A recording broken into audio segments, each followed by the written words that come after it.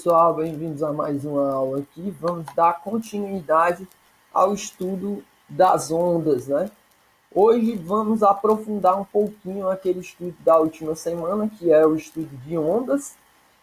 Na última semana eu mostrei o que seria frequência, o que é comprimento de onda, vale, amplitude. E hoje nós vamos ver algumas das aplicações desses conceitos. Nosso primeiro slide aqui, eu coloco aqui para vocês ondas sonoras. E o que são ondas sonoras? Ou estudo das ondas, né? Eu coloquei dos ondas, mas dos sons. Estudo dos sons, desculpa. Vamos aqui passar à frente, que a aula hoje é bastante conteúdo, muita conceituação. O que significa dizer que algo está muito alto? Então, depois dessa aula, vocês deverão ser capazes de responder o que significa dizer que algo está muito alto. Vamos aqui para frente. Definição de ondas sonoras. Bem, como as ondas no mar e as outras ondas que eu mostrei na semana passada para vocês, a ondas sonoras é uma perturbação. E é uma perturbação, só que o meio que ela perturba é diferente do meio que a gente estava vendo lá. A gente viu corda, onda em corda, onda na água. E aqui a onda sonora é uma perturbação produzida em um ponto de um meio, propaga-se progressivamente a todos os pontos deste meio através de ondas sonoras. Certo? Aí aqui eu tenho alguns espectros que eu trouxe para mostrar para vocês, alguns espectros de ondas. Percebam que existem vários tipos de espectros dependendo do timbre do meu objeto que está provocando essa onda. Bem, as ondas sonoras podem sofrer os fenômenos ondulatórios, né? Como elas são ondas, elas podem sofrer reflexão, que é quando ela bate e volta, né? Ela bate em um meio e é refletida. Refração, que é um pouquinho mais complexo. Difração e interferência. E aqui eu trago para vocês como se fosse um alto-falante, né? E como é provocada essas ondas. Elas são longitudinais, que elas vão no sentido do movimento, né? Da velocidade da onda, e elas vão sendo propagadas dessa forma aqui, ó, onde, devido a alguns efeitos naturais do meio ambiente, você tem compressão, que seria a onda ela ser comprimida, ficar uma onda muito próxima da outra, e temos a rarefação, que seria ela se distanciar uma da outra. E o que é que provoca isso? São as variações da pressão, que as variações da pressão ela podem estar relacionadas com temperatura ou mesmo com a o próprio volume onde você está gerando essa onda. Vamos aqui. Aqui é a representação dela como partícula e aqui seria a representação da variação de uma onda, sendo ela em comprimentos de ondas, que foi o que a gente estudou, né? Onde aqui ó, eu tenho o vale da onda e eu tenho a crista. Vamos para frente. Faixas de frequências dos sons audíveis. Na última aula eu mostrei para vocês e falei a respeito de que existe a frequência, e a frequência está relacionada com a quantidade de ondas, né, que você provoca. Então, a frequência e a velocidade que você provoca essa onda, essa variaçãozinha. E aqui nós temos os tipos de frequência que temos. Ó. O ser humano ele consegue escutar frequências que vão de 20 a 1000, de 20 até 20 mil Hz. Abaixo disso daqui, abaixo de 20, só os elefantes e alguns outros animais na natureza. Mas prioritariamente o elefante consegue escutar abaixo de 20 Hz, que seria as nossas frequências baixas, né? E acima de 20 mil, o homem não consegue mais escutar, as pessoas não conseguem mais escutar. Quem é que consegue escutar acima de 20 mil hertz? Só os golfinhos, os cachorros, certo? Que eles estão dentro dessa frequência aqui, ó, que vai de 70 ou de 20 mil até 120 mil, certo? Vai de 20 mil até 120 mil. E nós temos também os gatos e morcegos. Os morcegos são aqueles que conseguem ir mais distante ainda. Ele e os golfinhos, ó. Os golfinhos até 120 mil e os morcegos também. Aí o gato, por exemplo, 65 mil e o cachorro também 50 mil. Ele tem a audição muito aguçada. É por isso que você vê que os cachorros na sua casa, ele consegue perceber que as pessoas chegam antes mesmo de elas baterem lá na porta da sua casa. Bem, aí, se você não entendeu frequência, volta no outro vídeo, que aquilo dali que eu estava mostrando para vocês era a quantidade, as faixas de frequência dos sons audíveis. Os homens, as pessoas só conseguem ver até 20 mil Hz. E o que é Hertz? Na última aula eu expliquei. Velocidade das ondas sonoras.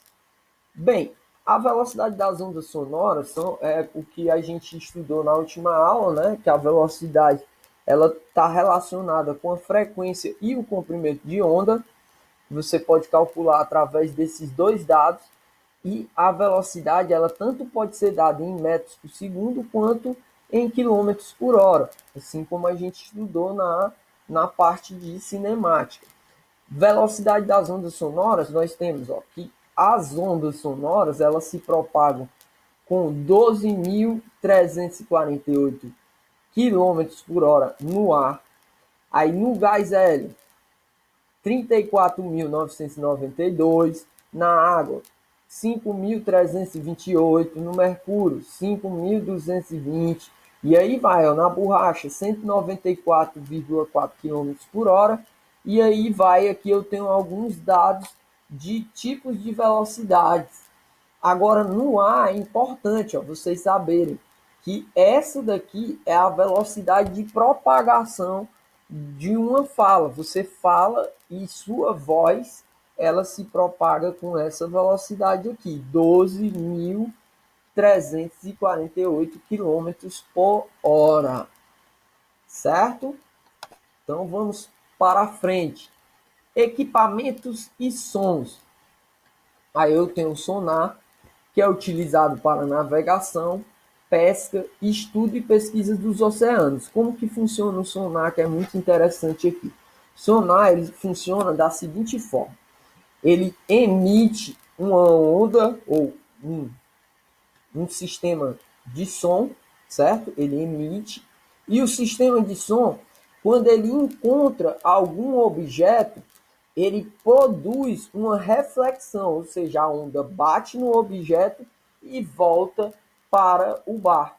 E aqui na região do barco você tem um captador, ou seja, um sensor que vai captar o retorno da onda. Com isso, o sonar ele é utilizado para você descobrir a profundidade que o barco está, ou seja, o barco está qual que é a profundidade que o barco está ali naquele instante, né? Quando ele solta um som, bate lá, volta e ele tem como saber qual que é a profundidade. Assim como também foi muito utilizado em guerras, né? Antes da construção do sonar, muitos barcos eram explodidos ou derrubados pelos, como é que se diz? Pelos submarinos, né? Quase eu nem lembro. Eram muitos naufragados por submarinos, porque os submarinos chegavam por baixo e você não tinha como ver ele chegar. Aí, depois da construção do sonar, isso acabou. Vamos aqui outra aplicação do conceito do estudo de ondas sonoras. Eu tenho a ultrassom, que como vocês viram na última aula, eu mostrei que é um dos estudos do som, né, de ondas. que é o ultrassom, que ele é utilizado para detecção de objetos e medição de distância em diagnóstico na medicina, que é através do ultrassom você descobre se o feto de um bebê de uma mulher está com tudo em ordem, né? Se o cérebro está crescendo de maneira correta, se o corpinho dele está de maneira correta, porque através do ultrassom é que a gente consegue chegar a maiores profundidades. A ultrassom ele está em que relação lá naquela tabela de frequência? Ele está dentro da relação na tabela de frequência do som usado pelos golfinhos. Os golfinhos se comunicam através de ultrassom. Até mesmo os morcegos se comunicam através de ultrassom. São altas frequências que eles se comunicam e o nosso ouvido não consegue escutar essas altas frequências. E por último aqui, de utilização do conceito de ondas sonoras, nós temos o estetoscópio, utilizado para amplificar sons corporais, que o estetoscópio é aquele equipamentozinho utilizado pelo médico para ouvir o nosso coração com mais nitidez. Vamos para frente aqui nas características dos sons que ouvimos, pessoal. Os sons que ouvimos tem três coisinhas importantes. Acho que não são três, acho que são quatro. Mas vamos aqui para a primeira e para a segunda. As três primeiras que eu acho mais importante. A altura. A altura de um som, que foi a pergunta que eu fiz lá no começo, né? É diretamente relacionada com a frequência, onde sons graves possuem baixa frequência, certo? E sons agudos possuem altas frequências. Aí aqui eu trouxe aqui o exemplo das ondas, né, que a gente estudou na última aula. Os sons graves, eles possuem menor frequência, ou seja, a onda ela se propaga mais lentamente. Então, quem tem a voz grave ou a voz grossa, né? Quem fala com voz grossa, geralmente não, sempre emite uma frequência baixa, que é mais grave. E som agudo, que é aquela pessoa que fala mais fininho, essa pessoa tem frequência alta, beleza? Então, quem fala com a voz fina tem frequências altas. E intensidade, professor, o que é intensidade nas características dos sons que ouvimos? Intensidade está relacionada à energia que atinge a orelha, onde quanto maior a amplitude de onda, maior será a intensidade. Aí lembrem-se lá do conceito. Quanto maior a amplitude da onda, maior vai ser a intensidade que ela atinge o nosso ouvido. Por isso que é importante você não utilizar os fones de ouvido com o total, né? Botar 100%, porque ele faz mal para a audição. Por causa de quê?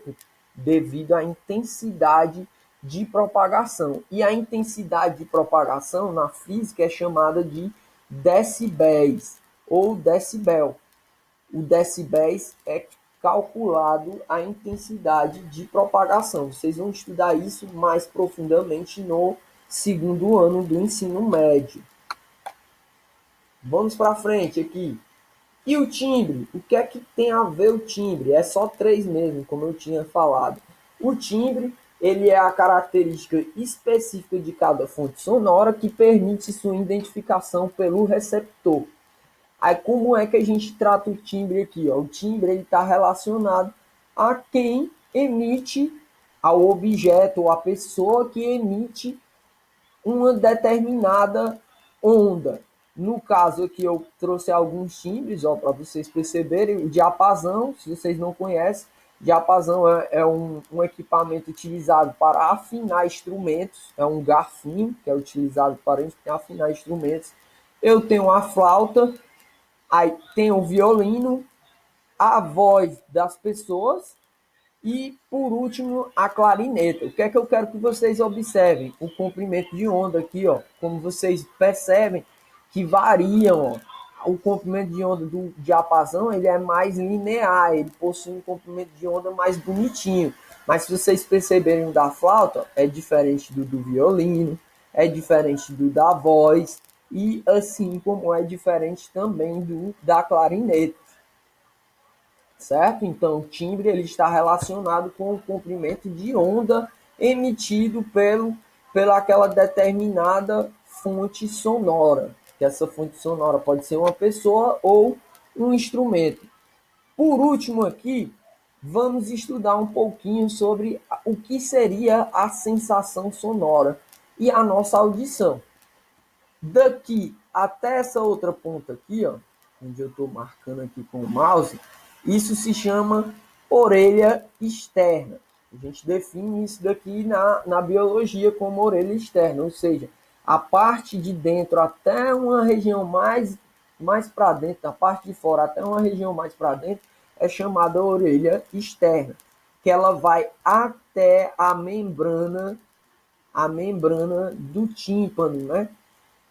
Ou a membrana timpânica, que no caso, antes da membrana timpânica, a gente tem o meato acústico, que seria para ele esse orifício, ou essa entrada do ouvido, ela serve para que deixe a acústica mais sensível ao som, ela tem uma dimensão mais bem definida para receber o som e ele entrar e chegar à nossa membrana timpânica. Que essa membrana aqui seria como se fosse uma pele de um pandeiro ou a pele de uma caixa de bateria. Que quando ela toca, o som bate nessa pelezinha, nessa membrana, ela vai vibrar. Quando ela vibra, ela vai passar para os nossos ossinhos, esses ossinhos aqui, que aí eu vou ter o martelo, eu vou ter alguns ossinhos que é chamados ossículos, que são minúsculos ossinhos. Inclusive, o martelo é o menor osso do nosso corpo humano.